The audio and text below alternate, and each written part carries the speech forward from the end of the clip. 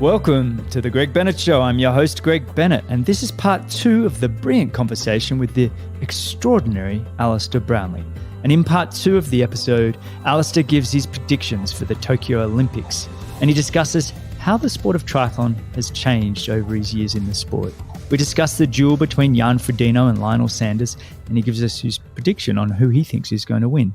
We end with some fun, rapid-fire questions. Now, before we go on, I just want to say a special thank you for listening to the show, and also a special thank you for sharing it, and any feedback you have for me is also really appreciated. You can support the show by, yes, sharing it on your social platforms, and or you can support the show's partners, Athletic Greens, Form Swim Goggles, and Hyper Ice products. You can't go wrong with any of them, and by supporting them, you are supporting the show. I hope you enjoy part 2 as much as I did. Alistair is just absolutely brilliant. And remember, success comes to those who endure just one moment longer.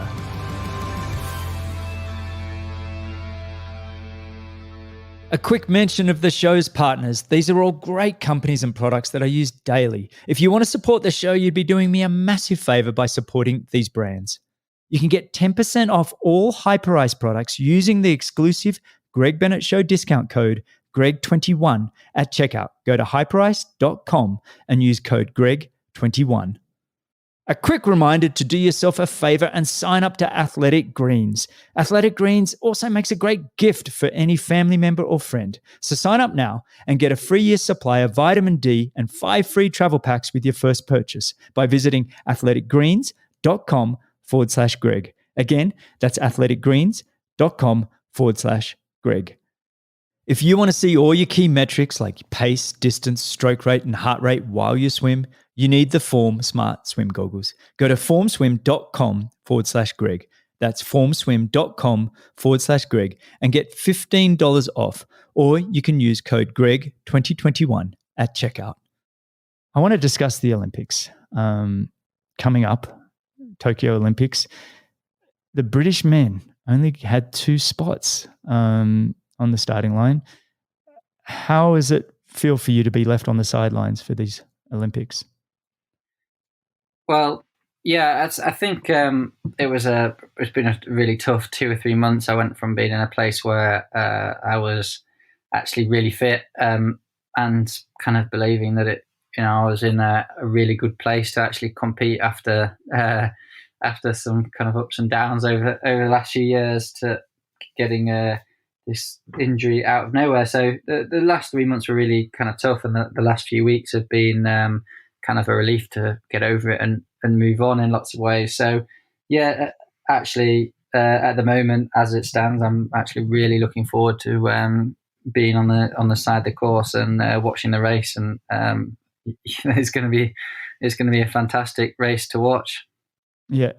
So you're going over to Tokyo? Are you commentating, or are you what's the plan? No, I'm actually going. I'm in an election, and I'm a candidate for the IOC Athletes Commission. So I'm campaigning and canvassing for votes in the election, and I'm going as part of that, which is really cool and exciting. And that would be great if that's the kind of next chapter of my sporting career. Wow. Okay. So how do we help you out in that? Well, firstly, if you're a triathlete going to the Olympic Games and you think it's suitable, obviously, please vote for me. I'll be a passionate advocate for the Olympic movement. Absolutely. You can probably tell with everything I say the effect that the Olympics has had on my life, right back from staying up late in the night as a 12-year-old to watching Sydney, and that inspired me and motivated to train, even though I didn't believe in a million years I'd ever go to one Olympics. So massive effect on me seeing my sport in the Olympic Games as a 12-year-old for the first time, and also being a passionate advocate for triathlon in the Olympic Games in the coming years, and trying to affect decisions advocating and representing athletes of the Olympic movement is something I'm really excited about the prospect of doing. But if you're a athlete in any of it, I think first off, encouraging athletes to vote. Normally you get quite a big percentage of the athletes voting in these elections. With COVID restrictions, it might be a bit tricky. So encouraging people to vote, and second, hopefully encouraging people to vote for me if you think it's appropriate. Well, so it's just the Olympic athletes, and they vote when they get to Tokyo or whatever. So every athlete at the Olympics has the ability to vote. Most people are going to vote in the village at the dining room. So as you call in to get your breakfast, just 30 seconds and there you go. a tick in the ballot. Anyway, every athlete has there's 30 candidates from all around the world and all different sports. A lot of the candidates are from the big sports of athletics and aquatics, but you can only vote from one candidate for one sport, and you get 4 options.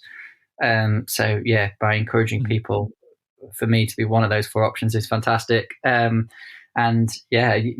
from a small sport of triathlon with 100 odd participants, going up effectively against big sports like athletics, you've got 1,900 athletes, and some real world stars in sport. People like Paul Gasol, who's an NBA basketballer he's a Spain candidate. It's quite a challenge, but we'll see. Mate, just give away a free book at the dining house. Just everybody that walks in, just stand there giving signed copies of your free book. You'll be all set. Yeah, that's a great idea. Unfortunately, it's against the rules. Oh, is that bribery? Yeah. So let's talk about the actual race, the triathlon. Firstly, the men. Predictions, podium. Have you got any thoughts? Yeah, I think firstly, it's really wide open. It's really unpredictable, really wide open. Obviously, I think the general competition is wide open at the moment, but I think the conditions and the conditions of the Olympics itself always make that even more unpredictable. I think it's really hard to see past. I think Vincent has been so consistent. Vincent Louis over a long period of time. I think it's hard to see past him, and he seems to have that. He has that ability to, control the outcome of the race, which I think is so important in Olympic Games. And he'll do that to try and win the race in the way that suits him. I think we'll definitely see. I'm really optimistic that we'll see 1 or 2 British guys on the podium. I think Alex is fantastic, and I think his race in Leeds was a genuine step forward to be like a contender. So he's a genuine contender after that performance in my eyes, and think he can be up there. And I think Johnny is in a great place if he can get it right. I think he's actually as fit as he's ever been. He's doing his preparation as diligently as ever. And he can be there. He's without a doubt in the physical position to be there. So I'm optimistic with that. And then I think there's a ton of other guys. This is the politician's answer, isn't it? There's a ton. You're doing well. You've given me a pretty strong podium there, and just keep going. I think there's a handful of other guys I think who are equally likely to be there. I think Tyler Michalchuk, races is I kind of like what he's done. I really like the fact he's committed to the conditions of the race and preparing for those in terms of the heat and watching that. So I expect to see him do well. I think Christine Blumenfeld couldn't and should be there, so he's another one. But then there still really is, I think, unlike any other Olympics that I've been involved with, I'd say there's another handful of guys who have got really good outside chance. It's amazing, isn't it? I mean, when you look at the Belgium athletes, and then you still Javier Gomez. Sorry, I don't know how I haven't mentioned him. Yeah, he can always do it when he needs to. So you got Javier Gomez and Mario Mola from Spain, and Alaza. I mean, that Spanish team is incredible. It really is. It's so. I think out of all the games we've looked at, I think going into Rio, I think you were. I know this doesn't. I think you were still somewhat of a favorite, and you were a favorite for London, and it was kind of you and Johnny and Javier, and then kind of everybody else in both those Olympics. This one, it's just going to be fascinating. And like you said, the conditions, if they get a really hot 35, 40 degree day with the humidity, which is likely in that time of year in Tokyo. Flat and technical. It really is going to be, you mentioned Tyler Mislachuk from Canada. He's raced in Mexico this past couple of weeks ago, where it almost seemed like the heat and humidity didn't affect him at all. And going into a race in Tokyo, if you can have that, not only physiological that he's got side, but he'll now have the confidence mentally to give it a good crack. And zero fear of the conditions. But it's going to be fascinating. And I'm glad you put Johnny in there, because I think, he's gone bronze, silver. I think gold would work. I mean, Nino Schurter did that with the mountain biking. He went bronze, silver, gold. He finally got gold in Rio. So, potentially Johnny, it looks good, mate, on paper. I think they look fantastic. But yeah, now the women. What are your thoughts on the women? Yeah, I think the women's is actually equally quite open. Yes, I agree. Yeah, I think it's hard to see past an aggressive race which suits Flora Duffy, Jess, and Georgia. And throw Taylor Nibb in there. I think you got to. Yeah, I think throw Taylor Nibb in there. I know her swim is a little bit more hit and miss than those guys, and I know obviously then you got Kingma, who then did it in Leeds off that kind of off that kind of race. So throw her in the mix. I think the Olympics tends to suit those kind of outcomes, with it being actually quite a small field and in some ways a little bit of a weaker field. You don't have 5 of some of the big countries there, and that takes a little bit of those strength out the gaps that might fill the gaps. And I think that might just swing it in the women's race. I think. I don't know. Obviously, these are all odds. And yeah, so I think that's what we'll see happen. I agree. Yeah, I haven't seen, some of the big kind of. I thought we might see some big improvements for people. I thought were mega talented, and they could be if they get it right. Cassandra Beaugrand from France. I think she's such a talent, and could see her get it right potentially. But yeah, I'm not sure. I think it's a lot of the reason we're talking about it and saying it's so open is we haven't seen people race that much, have we, over the last nearly 2 years now, a year and a half. I know we haven't actually seen Vincent Lewis really race this year, have we? I mean, what did he do a race? Yeah, he raced in Yokohama and he did. 5th or 6th and didn't have the best kind of race. But yeah, first early race, it's always going to be difficult doing that in Japan and whatever. So it's really hard to predict off that. Albeit, that's you would have liked to have had a good race in your only race of the season for your own confidence, I guess. Yeah, no, for sure. And okay, finally, the mixed relay. The relay is fantastic, isn't it? I just love it, mate. I've said on this show numerous times, I'm almost more excited about that than I am the individual. And it's not to say I'm not really excited about the individual.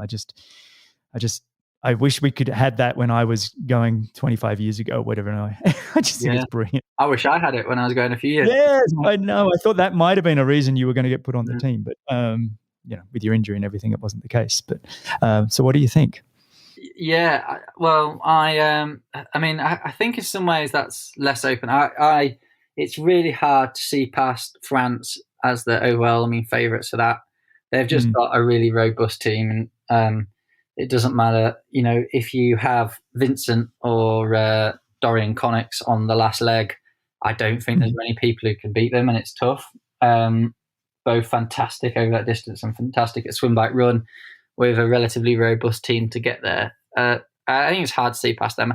And then I think the podium, will be made up probably of now it gets difficult. I think the Brits are going to be there for sure. I think there's the US. I think there's the Australians. I think they're probably the main guys. Then with some other guy, quite a lot of other teams thrown in the mix. But I think that's probably where we're going to see the main competition. Yeah, I think the US and the Brits are going to be pretty strong, mainly because they've got really outstanding women.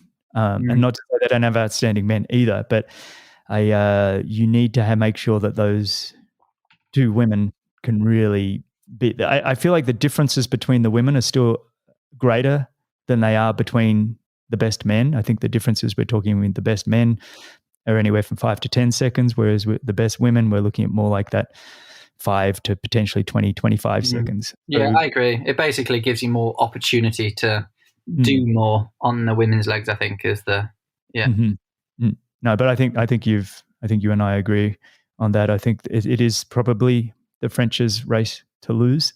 They have won the last few world titles coming in as well. So I think it's going to be really just exciting all around. Are you going to get to, are they allowing you to go watch events and everything while you're over there, or what's going to be like, or you don't know yet? Yeah, no, I can attend certain events. I'm pretty sure I can definitely attend events of my own sport, so I'll be there on the side of the course. Oh, you're a lucky man. Yeah. Awesome. Now I just want to move on to just talk about triathlon as a whole. Last time you were on, we talked very much about your career and how you got going. But I guess looking, you've been in the sport, like you said, since you were 12 and you're now 33. So 21 years, much of that at the top of the world. How have you seen it change this past couple of decades? And if we look specifically at the athletes, have you watched the athletes evolve? Being that you've been basically leading the way, have you seen that change? I think it's really difficult to talk about like the generalizations of direction of travel because I think we've seen kind of slowly, kind of ups and downs and changes. I think we've seen eras where it's been more swim bike focused, and we've seen eras where it's been less swim bike focused and more run focused, and that's a change.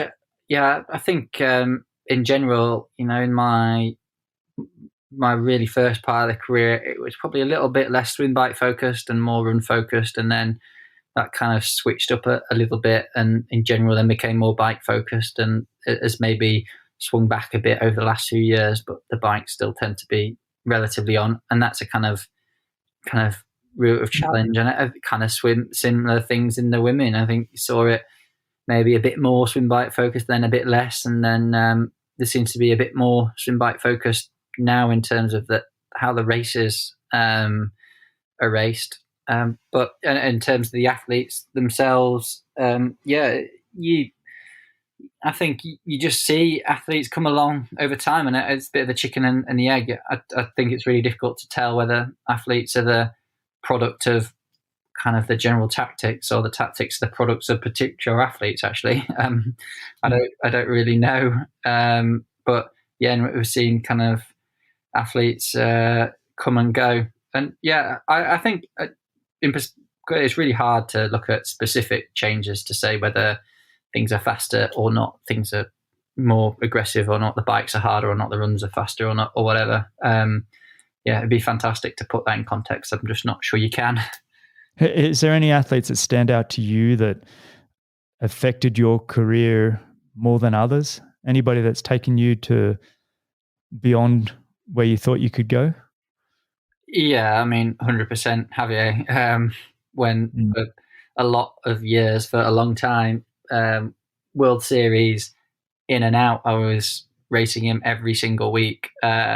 Sometimes, and a lot of the time, we had a lot of very close races, and sometimes we had not so close races. He won by miles, or I won by miles. And because we were both similar in that we could both swim, bike, and run, we had lots of close races. And between Javier and Johnny, that was for a lot of my career, the people I guess I raced the most. And I think he's had an incredible career. He was winning races before I was competing at a world level, and he's still doing really well now, and might still win at the Olympic Games level. We don't know, and incredible. A quick mini break to remind you of the show's incredible partners. You can get 10% off all Hyperice products using the exclusive Greg Bennett Show discount code GREG21 at checkout. Go to hyperice.com and use code GREG21. A quick reminder to do yourself a favor and sign up to Athletic Greens. Athletic Greens also makes a great gift for any family member or friend. So sign up now and get a free year supply of vitamin D and 5 free travel packs with your first purchase by visiting athleticgreens.com/Greg. Again, that's athleticgreens.com/Greg. If you want to see all your key metrics like pace, distance, stroke rate, and heart rate while you swim, you need the Form Smart Swim goggles. Go to formswim.com/Greg. That's formswim.com/Greg and get $15 off. Or you can use code GREG2021 at checkout. It's fascinating, isn't it? I had him last week on the show, and I don't think anybody's won more races than him. Do you? I mean, because the guy races and races and races over this since 2005. Would you agree with that? I mean, you've won the big ones, don't get me wrong, and I put you guys in the same kind of grouping at the very, very top there, but he seems more like the jockey. He just keeps racing and he wins a lot. I don't know. Haven't added it up, but I think he's won a lot of races. I agree. I think over a long period of time, a lot of races, and I don't know what you put it down to, but I think when you look at him, obviously super talented athlete across swim, bike, and run. Hard worker, but super professional. In terms of racing, looking after himself, having the best possible, I think, team around him, all those kind of things is probably the reason why. Well, I think one of his big talents is his resiliency. I think he's very resilient. I think he can take the work. He's quite biomechanically sound. He's built strong. So he's got that. To me, is when we talk talent, that's a bonus when you have those things, And so he's able to turn up often, and he's obviously, like you, tremendously passionate and motivated to win and race often. All right, let's move on a little bit here. Jan Frodeno and Lionel Sanders got this thing coming up, the Tri Battle. What are your thoughts on this? You think it's good for the sport? Yeah, I think that kind of thing's fantastic. Yeah, I can completely see where they're doing it. Obviously, there's a relatively limited amount of racing at the moment. They want to race, and they thought, right, well, let's do it. There isn't a suitable way of doing it that's kind of provided for us at the moment. Let's do it in our own way. And I think it's a great idea, taking on that almost boxing-esque approach to triathlon of, let's promote our own race and have a one-on-one and do it on our own terms when we want to do it. And I think it's great. I think it's really great for the sport. I just generally believe for triathlon, the more different ways of people competing that capture people's imagination, the better. Who do you think's going to win it? Oh, I think Jan's going to win it relatively easily. I know. I'd be hard pressed. I know there's a lot of Lionel fans, but I mean, look. In fairness to Lionel, he's been very upfront. Look, Jan's the best at the moment. I want to take on the best, so it's it makes perfect. I can't wait to see when you get over your injuries and everything. We see you throwing your hat in that ring and going, "Okay, guys." That's what I'm really looking forward to, and maybe Javier come along and join you, and all of a sudden, boom. But I think potentially doing these dual type races, and I know the Collins Cup, the PTO that's on in August, they're doing more that head-to-head style of racing, and I think that could add some drama to the sport. I think as fans, we're all on the sidelines. Anything is good for us these days, especially with a year off. I think just to have any big time racing, I think we're all excited about. On that, moving on from the Olympics now, is it about Ironman and how are you going to approach Ironman? Yeah, for me, it's completely about long distance triathlon from now on. And obviously it's something I've done little bits of in the past, and I'm looking forward to doing more of. What's my approach to it? I guess a combination of training hard and effectively, as I've done before, maximizing all the technological advantages that I can.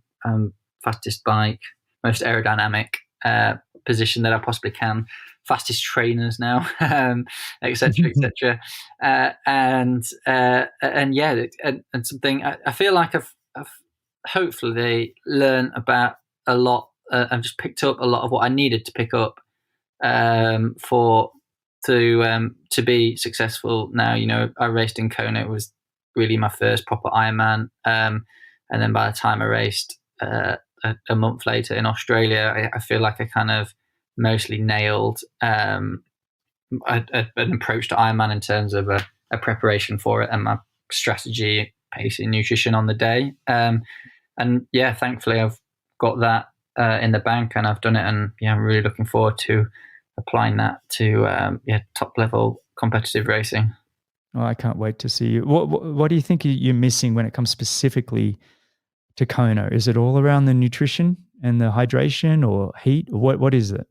I think ultimately is a combination of lots of things. I was in a really good place in that race. I thought I'd prepared well, and I think in a lot of ways physically I had. I was in a place to run a really, really good marathon. I think I was trying to treat it like kind of any other race around that. I think, maybe if I used to say exactly what did I miss, I think one was having a really nailed on nutrition strategy. Second was the pacing, and pacing obviously includes lots of things in terms of how hard you're going well, but respect for the conditions is definitely part of that. And so getting that right, and I was feeling really good pushing on after a puncture. Those kind of things, they're kind of things that maybe I didn't have the respect for that I needed for the preparation for the conditions. I thought go train somewhere, get hot. I think that kind of heat and humidity part of it, and in the process of getting ready for that, and then looking at preparing for Tokyo, I've done loads of work in heat and preparing for that and how to prepare to be the best situation for that. So hopefully I've gone a long way into learning what I need to do to be best prepared for that as well. So I think those three are probably the main things that I need to get right for next time. And you mentioned technology and things. Are you using, I mean, I've got one on my arm right now. It's a blood glucose monitoring. Are you doing that kind of work just to see what sort of fueling is going to work best for you? I've experimented with everything pretty much over a period of time. But experimenting with things for me means combining my anecdotal real life experience with scientific literature for validation and contextualizing all of that, and deciding whether to carry on and use things. General rule of thumb I've had for everything in my career is try something, have an open mind, collect information, but if the information doesn't change what I do tomorrow, there's no point collecting the information. And so around the blood glucose thing, I think that is something that is actually really valuable to do in the right way. And I think Ironman nutrition, I think it's more about preempting it actually, of having a solid strategy of taking in the right amount of nutrition at the right time in the most effective form that you can to maximize your blood glucose input for your muscles, obviously. And so I've been doing work on that recently, actually, since I had a bit of time pre-surgery of looking at how effective carb burner I am, and what's the most effective carbs I can metabolize, that kind of thing. The science of it is something that I'm obviously fascinated in, and always will be. It's funny, you're a bit of an enigma, because I always thought of you before our conversations as this bullet at gate type mentality. The way you raced, the way you trained, I always thought, and maybe you were in your younger years, I don't know, but now with maturity, or maybe it was always who you were, you come across as an intelligent man that enjoys the science and enjoys trying to find ways to do things better. do you think you've changed, or was that my misconception of you as a younger athlete? Well, I'd like to think it as at least in part, a misconception. I was really before sport first and foremost an academic. Really, I did science at school, got the highest possible grades, went on to study medicine at Cambridge, and I was an academic who was fascinated with the human body before I was a successful athlete. And so I've kind of kept abreast of the science around obviously human performance as the number one thing that's ever interested me from an early age. But I learned about stuff at school so I could learn more about the human body. I've followed the kind of science and enjoyed that, but at the same all along worked hard to contextualize it and try and work out ways of applying it to myself in the most effective way. I think maybe at times I definitely didn't communicate that, and sometimes that was on purpose, to be honest, in a way of so people didn't understand that, would just see me as a bullet in a china shop. Mm-hmm. I think it's great. I think that is a perfect disguise. Who do you think, talking about sports, and after we talked about your book, is there a greatest of all time athlete in your mind? Is there anybody that stands out to you in the world of sport that you just go, they're the greatest athletes on the planet? As in one particular athlete, or as in a sport that is the ultimate? Do both. You can do both. We can start broad by picking a sport, and then you can pick one athlete if you want. I'm it's been about Olympic sport for me, for my life, and I think it is really hard in Olympic sports to see past Michael Phelps. Not for the obvious reason, the big, massive gold medal obvious reason, but I love the story of struggling and coming back. I think in triathlon we all know how competitive and tough swimming is as a sport. It's a pretty widely done sport, competitive across most of the world, where you've got thousands of kids, hundreds of thousands of kids in every developed nation training their arses off from being 10 years old, 10 times a week. And to be that dominant in that sport, I think is incredible. And so I love that. I'm very aware that I'm very endurance sport focused. And so the other place I'd go to is probably cycling and athletics. I think in athletics, I don't think Mo Farah gets anywhere near the plaudits he deserves to win Olympics twice, 2 gold medals twice in the most, the most intriguing, kind of difficult of Olympic events in the 5 and 10K, which literally every man, woman in the world can pick up and train to run 5K if they want. There's something incredible about that. What's the most impressive sport? So on one hand, I'm impressed by anything that I can't do in any shape or form. So and that involves anything that basically isn't an endurance sport. And I categorize those into anything with hand-eye coordination. Useless that any of your friends will tell me I can't catch, and my friends will tell me I can't catch a ball, and they're very true. So yeah, incredible levels of skill. Anything that involves that impresses me a lot, and that's actually anything. Yeah, you're fascinated by gymnastics and team sports. You learn from the book talking about Ronnie O'Sullivan, and I think tennis probably stands out in that form. Always been slightly obsessed with the era we are in tennis with Federer and Nadal and Djokovic, especially Federer, of just doing it so consistently over such a period of time, and it seems at the moment for nothing else apart from loving it. And then the last thing I'd say is that team dynamic in sport, again, something that I completely don't understand, and something I try to understand in the book, in that I stood on the start line knowing there's a fantastic of supportive people behind me that helped me get to the start line. But ultimately, win or lose, it was my fault and responsibility. And if I lost, it was my fault. And if I won, it was down to me. And that's how I kind of needed to process things. Yeah, and I struggle so hard on a football pitch or whatever, rugby, American football, whatever people look at and follow, that I could be working, putting everything I could into a competition and still relying on teammates to do that. You just find it so frustrating. So yeah, take my complete hat off to people who managed to perform in those situations. So, and I think that's one of the things the book did, really open up that fascination and ability to look into other sports.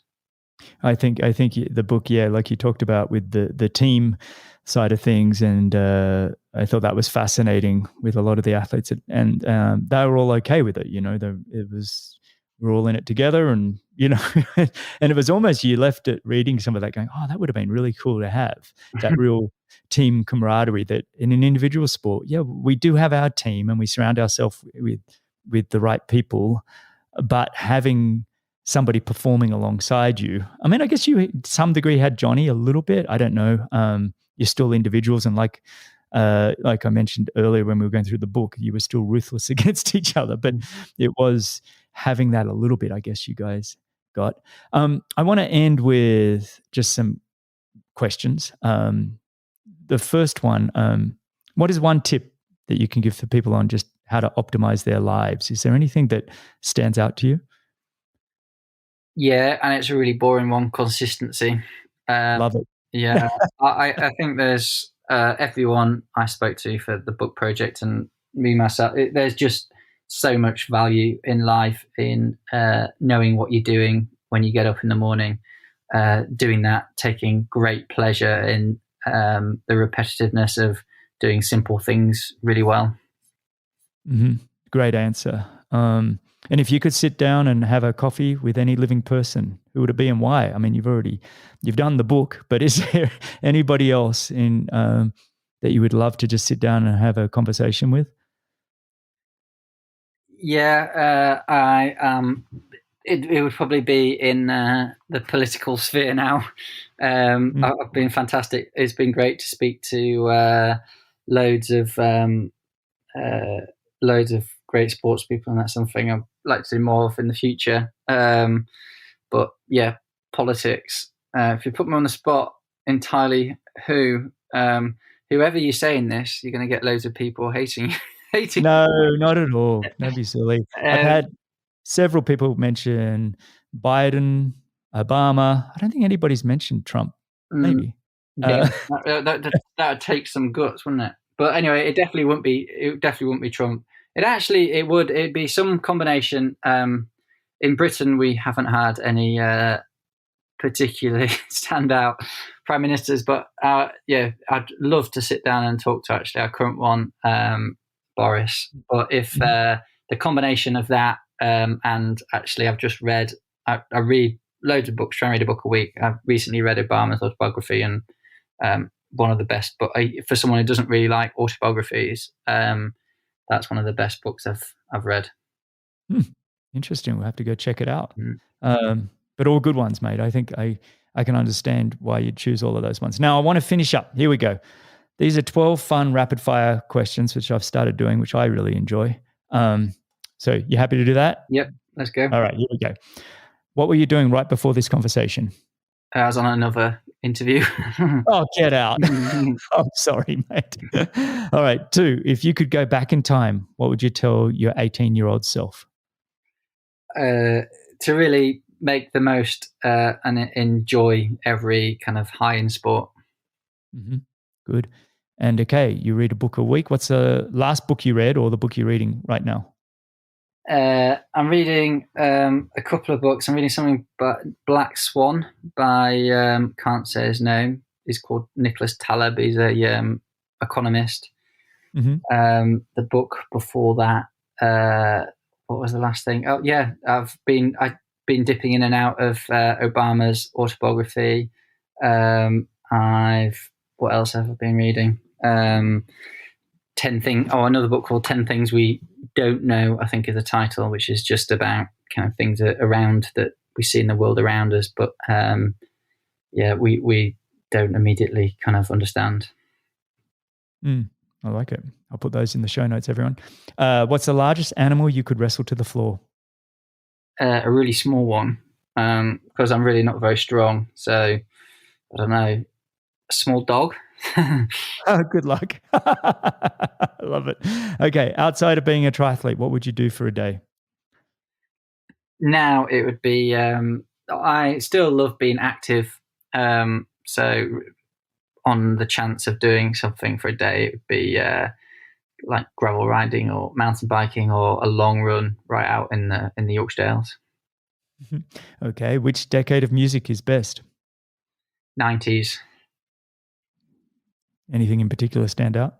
Yeah, I just got it must have been like my formative years of music or something, because it's all about Britpop and Oasis and yeah. I like it. Okay. If you won $100 million tax-free, how would you spend it? It actually wouldn't change my life. I would still be trying to be the best triathlete I can be. I'd pay off some debt, really boring stuff. Give plenty of money to the foundation to spend on more kids doing triathlon.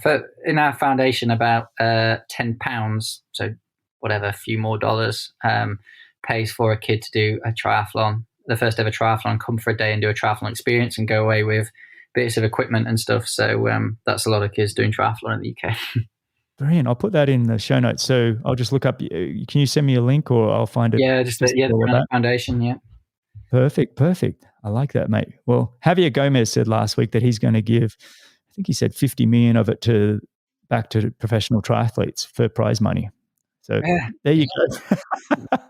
Between the two of you, with your foundation with the kids and Javier giving it to the professional athletes, gee whiz, we're in good hands. Yeah. Okay. He'd win most of that back, wouldn't he?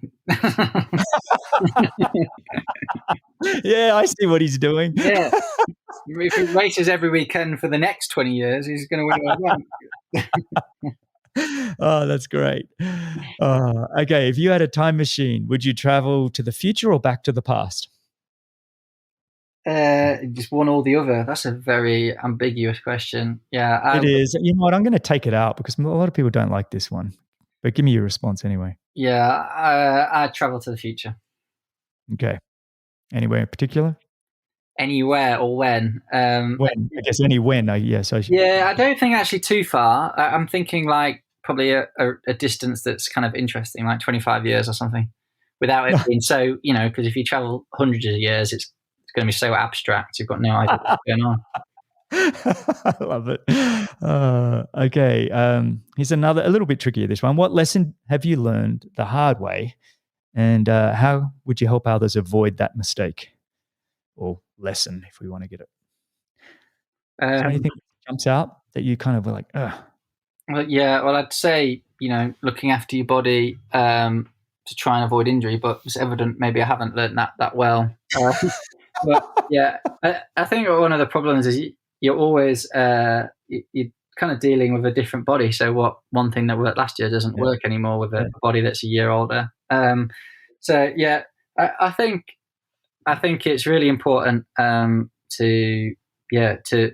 absolutely, if 100% conviction actually in what you're doing is the lesson that, is it really when you're really going after a goal, have 100% conviction in it. Endurance sport and sport in general at the top level isn't something you can have half a foot in the door in. I've loved that you've used that word conviction so many times, and I think it's such a great word for going about it, 100% all in. Okay, if you could describe yourself as an animal, which one would it be? I would like to be, I don't know, some kind of bird that was fast and, a small eagle, a kestrel. I love it. That's a good one. All right, number one pet peeve? Let's say doing interviews. with Greg? Yeah, no, I've got a newfound respect for interviewers, so we're okay. Oh, thanks, mate. Yeah, pet peeve. Yeah, I don't really get bothered by that much. No, you can say pass. Yeah, no, but I do. It'd be unrealistic to not have one. Yeah. I always use the example of standing at the baggage carousel and people all hovering over the bags at an airport. It really pisses me off. Yeah, it's funny. It would be a little thing like that. It'd be, people driving too slow and dithering, like driving too much under the speed limit. Yeah. Yeah. Come on, guys. We're on this planet for a short time. Last question. Proudest moment of your life? I can't separate them, and it's winning the Olympics. Great answer. All right, buddy, this has been fantastic.